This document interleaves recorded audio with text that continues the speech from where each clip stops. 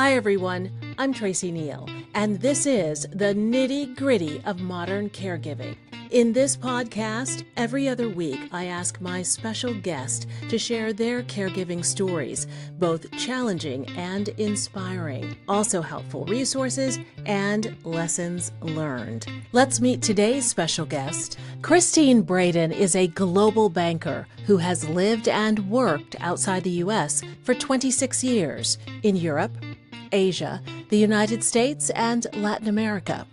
She is also a wife to Glenn and mom to 2 adult children, adopted in Hong Kong. Her oldest, Tully, is 27 and has been diagnosed with Smith-Magenis Syndrome, or SMS. As a family, they've navigated the education and benefit systems of 7 different countries, trying to meet Tully's needs as he grew into adulthood. Kristine volunteers with PRISMS as a regional representative for Connecticut, helping families with SMS individuals to thrive. I can't wait for you to meet her, but first, we begin today, as we always do, with a moment of self-care. Breathe it in, let it out, breathe it in, let it go. Breathe it in, let it out, breathe it in, let it go. Breathe it in, let it out, breathe it in, let it go. Breathe it in, let it out, breathe it in, let it go.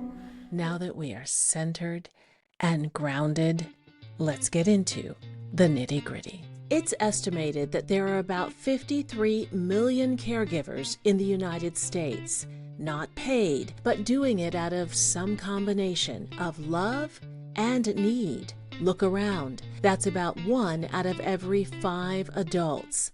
And 19% of those are parents caring for a special needs child. Today's guest is one of them. Kristine, thank you so much for joining us. It is such a pleasure to have you here. And I have to tell you, folks, she's one of the busiest, most involved, committed women. And just the fact that you carve out this space to share your caregiving story means so much. So thank you. You're so welcome. I'm delighted to be here. So one of the things that Kristine and I have in common is that we're both adoptive moms. We adopted a boy and a girl, and I lived in 2 countries. I adopted as a single mom. You adopted with your husband, Glenn. You lived in 7 different countries. So let's go back to the beginning of your journey, because at some point your road began to go in a different direction, and you were not just a mom, but you also were a caregiver. So I became a mom rather early. We were living in Hong Kong, one of the many countries we lived in. And immediately, though we were prepared, we were also amazed at how much we had to learn about caregiving and what that meant for both of us and for our family. It affects the whole family, doesn't it? Yeah, it does. And thankfully, my husband is actually a pediatric nurse by profession, so that gave us a head start, you could say. But at the same time, I had to learn a lot, and we both had to learn about our individual son. And his name is Tully. So introduce us to your beautiful family and tell us a little bit about your journey. 7 countries. That means 7 different navigation efforts to try to learn systems and get the support that he needs. I can't even imagine. You become pretty resilient. First, you understand what you probably need for, in our case, our son. He is Chinese ethnically. We adopted him and then his sister Hannah in Hong Kong while we were living there. And the first thing we needed to do was sort of what I call pat the elephant with a blindfold and figure out what we were dealing with, which therapies, which school systems, all of that made sense. And once we kind of had a bit of a blueprint and we started moving to new jurisdiction, every time we would land, we would have to understand and research what exists in that country, how does the system work? Do you need government benefits to access the system? Can we do so as foreigners and residents in the country? And our first move after Hong Kong was to the Philippines. And the Philippines, as Americans, we would typically go to the international schools. You typically start there, ask them, can you help? And we basically were told, no, your son's needs are greater than what we can handle. And amazingly, then you become very creative and resourceful. We had to sort of cobble together a program that ultimately worked beautifully for Tully, but it was important for us to be flexible and to think out of the box. I bet. And Tully has Smith-Magenis Syndrome. Now, I have to say, I had to research it. I'm not sure that everyone knows immediately what SMS is. So can you take us through what that means for your family? I know sleep, or the lack thereof, is a big element. Yeah, when we adopted our son Tully, we didn't know what he had. We were told he had global delay. And so we were trying to sort of navigate that. He ended up being diagnosed at the age of 10. And it was extraordinarily helpful to get a diagnosis. SMS is a deletion of some genetic material on the P17 gene. And the size of the deletion determines the complexity. Obviously, we already knew our son very well, but what helped us was retarget basically what was going to work for him. Before the diagnosis, we were always searching for something new. After the diagnosis, we could kind of say, all right, one of the biggest things we learned was that he has an inverted melatonin cycle, which means he wants to sleep during the day and be awake all night. Wow. Once we were able to just get his sleep back to a normal pattern, our well-being for the whole family dramatically improved. And that was such a step forward, because rather than, him wanting to fall asleep at, 3 or 4 in the afternoon and then play all evening or all night, we were all sleeping normal cycles. And it just, it really improved all of our well-being. Getting that diagnosis is so important. I can relate to that in some way, because my father had Parkinson's. And for 5 or 6 years, we just didn't know what it was. Going through the back and forth of it could be this or it could be that, well, it's so hard for families. Yeah. And so to your exact point, once we also were working through, okay, what are the medical interventions we can use? What are the things that are going to make his well-being so much better? The other thing, which was amazing, and I'm sure you found this with Parkinson's, is there are associations and global organizations that specialize. And so in the case of Smith-Magenis Syndrome, which is shortened to SMS, there's a wonderful organization called PRISMS, Parents and Researchers Interested in SMS. And we discovered that they had a conference every 2 years. Wow. First of all, we'd never met anybody else who had SMS, and here was an organization where we could meet other families, but also we had the benefit of the research community and therapeutic community that would come together. And my husband went to the first one alone because we weren't sure what to expect.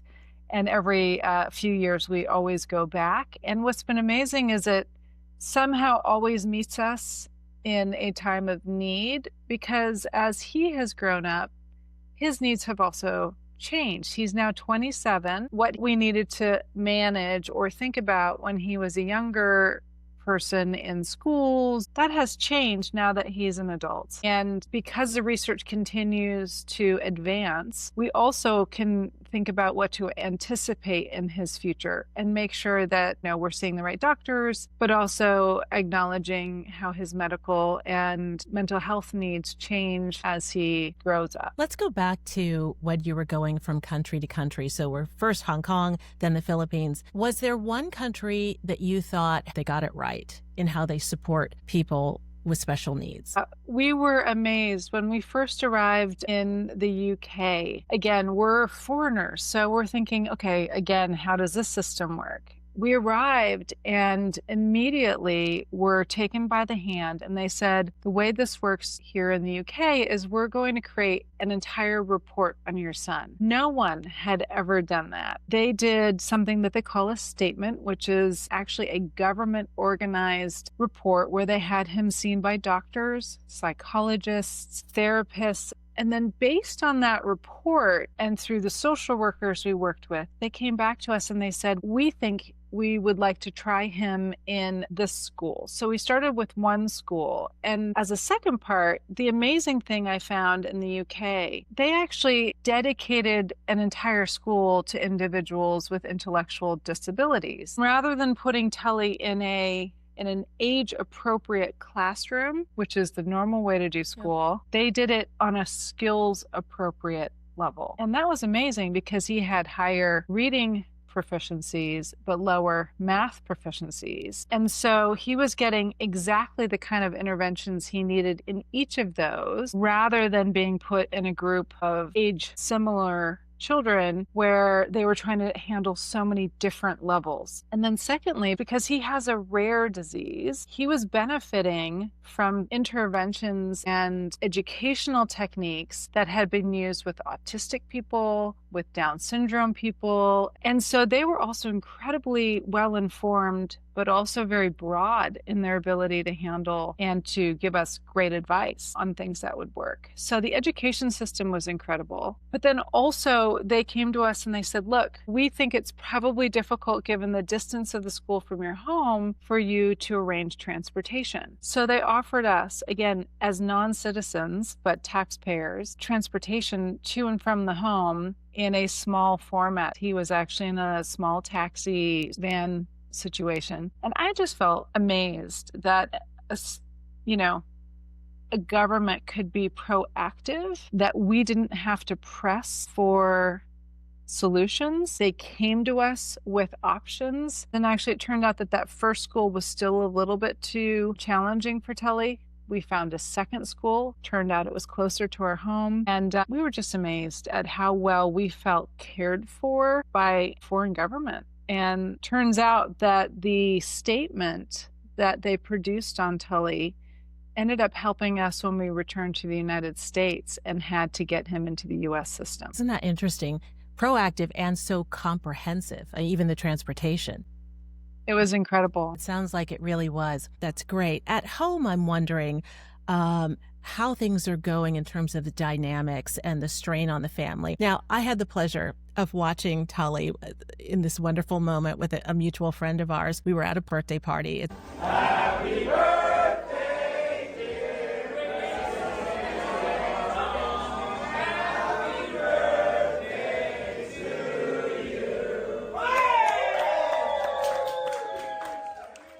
It's a dress-up party, and there happened to be a Michael Jackson performer. Tully was loving it, and he was in his element. And all eyes and all attention are on Tully. He's like got so much energy, and he's really into it and really enjoying it. And I just wonder how, as a parent of a special needs child, how you balance that with the other child or children in your family so that everyone gets equal attention. I adopted twins, didn't have a special needs situation, and I had trouble giving each one the attention they needed. Yeah, it's always been a concern. Obviously, when you have somebody with additional needs in your family, whatever they may be, there is always a temptation and sometimes a need to direct your energies towards handling their requirements. We have a younger daughter. She has been an incredible sister to her brother, Tully, but they're very different personalities. To your point, not only is Tully a person with intellectual disabilities, but he has a very big, very outgoing personality. He does. He and really he does. tends to sort of, draw a lot of people in, which is one of his super powers, I would say. His sister is a lot quieter. She loves books. She's very intelligent. We always had to kind of make sure that she was getting enough attention and also that her needs, especially when they're a bit quieter, are being met. And also, I think by about 7, even though her brother was already 11, Hannah really became the big sister. She would sometimes, kind of direct him, and that created its own interesting dynamic, but in part because her capabilities were soon outpacing her brother's. She is now a very trusted caregiver for her brother when we might need her help, but that puts its own pressure on her to be an adult or to be older than her years. And I think in many ways it's created a beautiful maturity in Hannah. But I recognize that sometimes it's made her grow up faster than perhaps her peers. Let's talk about your approach to caregiving. So you have Hannah, who has developed into this wonderful support system for Tully. For my mom, who's diagnosed with dementia now, I've had a switch in our approach, and I've decided to go with a positive caregiving approach and try to do as many fun, enjoyable things we possibly can while we can. We don't know how much time we have to do that. I just wonder what your approach was overall to caregiving. And now that he's 27, it's a little different. As you said, he's an adult. Yeah, it's a great question. Maybe I'll start with when he was really small and we were bringing him into our family. There were so many experts who gave us their opinion about his ability to achieve. We heard things like, he'll never talk, he'll never walk, he'll never have a normal life. And I think our approach even then started with, gosh, who knows? Let's try and help him have the most incredible life he can have. And we found very quickly that a lot of the, let's say, forecasts or prognoses were wrong. So, for example, he started to walk within 2 months of getting into our home. He started to talk soon thereafter. And what we've always found with our son is actually the bar that we set, as long as we keep lifting it, he will rise to that bar. And so we're always challenging ourselves to say, how can we actually help him be who he's meant to be and live a very full life? I'll give you an example. We were spending a lot of time trying to teach him his ABCs and very intentional about different methodologies we were using. And then we went for our very first trip overseas. Can you imagine, stressing, like, what are we going to do in the airport lines? How's he going to handle being on a really big airplane? There were all these question marks. It ended up being a hugely successful trip. We came back, but here was the breakthrough that we learned. He all of a sudden assimilated about 6 months of his ABCs, and seemingly over the weekend consolidated that learning because we had taken him out of his comfort zone. And we realized that, gosh, there's something to this. Every time we expose him to something new, it might be challenging. It challenges him, it challenges us, but wow, it had incredible benefits. And we started really realizing that the sky's the limit. Sometimes we have to adapt what we're doing. If we go hiking, his ability to hike on really difficult terrain is limited, but we still go hiking. And so I think our approach has been one of curiosity, a little bit of appropriate risk taking, setting higher bars and seeing if they're just too high. But we have not found the limits yet. And that has been so freeing for us to realize that while on the one hand, yes, we have somebody who we have to adapt to his needs, that he continues to surprise us and surprise maybe even himself sometimes. And so it's really been such a positive. And I guess, sometimes you can feel in your head, gosh, I have limitations. But I think it's wise to sort of flip it around and say, what are the possibilities? That is terrific. And I love the raising of the bar. I love the risk taking. And I'm going to relate it back to my mom's situation. She's 85. It's a little different. But when we do things like horse therapy or aqua therapy or cardio drumming and she's banging on the ball, she comes back and her blood pressure is lower, her oxygen is higher, and her mood is fantastic for days after. So I agree that you kind of keep pushing it and just see how far you can go, because why put a cap on it? Yeah, why put a cap on it? I agree entirely. And what's been fun, to your point about horse therapy, Tully did horses when he was really young. They now have a therapeutic equine program. And from the first days where Tully couldn't even really get the wheelbarrow to go in a straight line, if you were to talk with his his therapist now, she is incredibly amazed at how far he has come. And so sometimes it takes a little bit of hard work and persistence, but every single day you have, improvements. And that's really what we're looking at. And he enjoys it. So it's been a lot of fun. And I love the way you light up. Your face lights up when you talk about these moments. It really, you could just see it. You're radiating. And speaking of that, I'm wondering, Kristine, your self-care routine. I know you're a woman of faith. I know that probably is part of what is radiating from the inside out.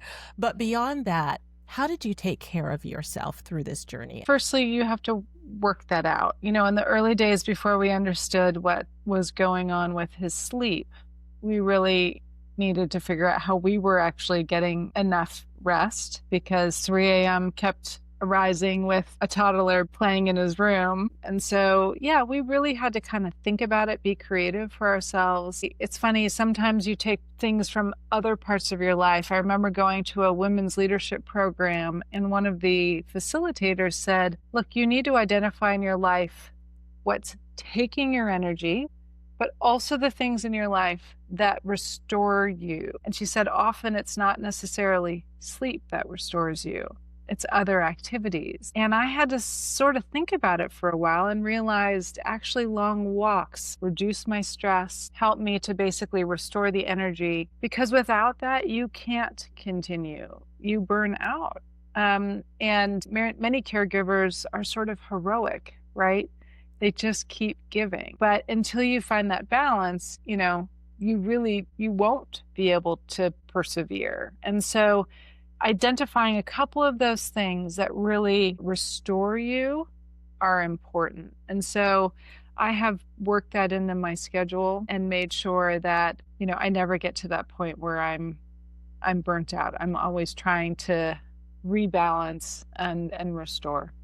That is great advice. So it's very important to take care of yourself. Yeah. So let's talk about lessons learned as we begin to wrap up here. Is there anything that you want to share with our listeners and our viewers about your journey with your beautiful Tully and your family, and lessons that you've learned that maybe they can incorporate into their own lives? Yeah, I think as a caregiver, there's always going to be moments of transition and moments where you almost feel like you are at a crisis point.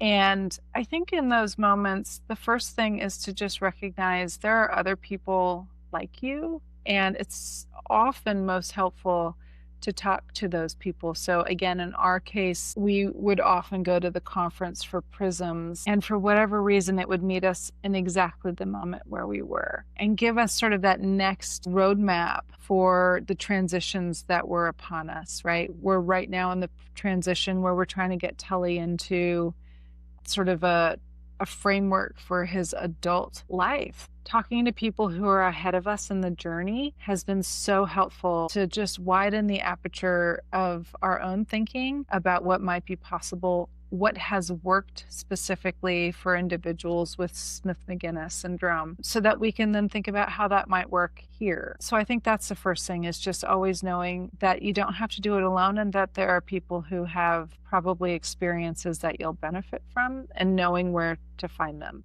I think the other thing is I kind of think about this journey as one where you're sort of laying, let's call it, railroad track ahead of the train that's moving forward. And thinking about, sometimes it can feel overwhelming if you think about, I have to build a whole railroad track. But if you just think about, okay, what's that next mile that you have to do, it breaks down the problem a little bit more. And so, for example, in the case of where we are, which is helping Tully now transition into his adulthood, we're really thinking about what are the smaller pieces of that we need to put in place, whether that's researching residential living situations, making sure that he has an appropriate schedule. I would say take it in smaller pieces. It's the big pieces that tend to feel overwhelming, but if you just solve for the smaller ones that are in front of you, at least in my life, we tend to make more progress that way. And then to your other point, just make sure you're always taking care of yourself, because your ability to care is really very closely aligned with your own well-being. And then find joy and laughter and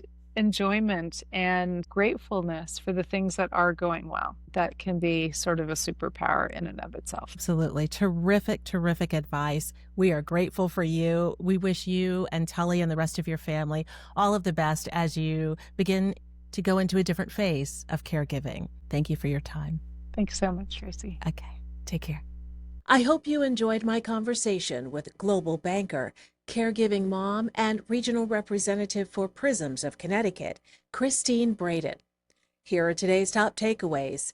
Take caregiving one step at a time. Focus on the next likely challenge so you don't get overwhelmed. Find support groups like Prisms that meet your specific needs so you'll be prepared for the transitions of the journey. And widen your aperture by talking to others who have already traveled down the same road you are on and learn from their experience.